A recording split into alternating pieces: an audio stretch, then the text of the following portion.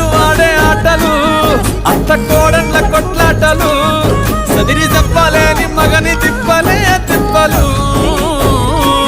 రచ్చబండ మీద ఆటలు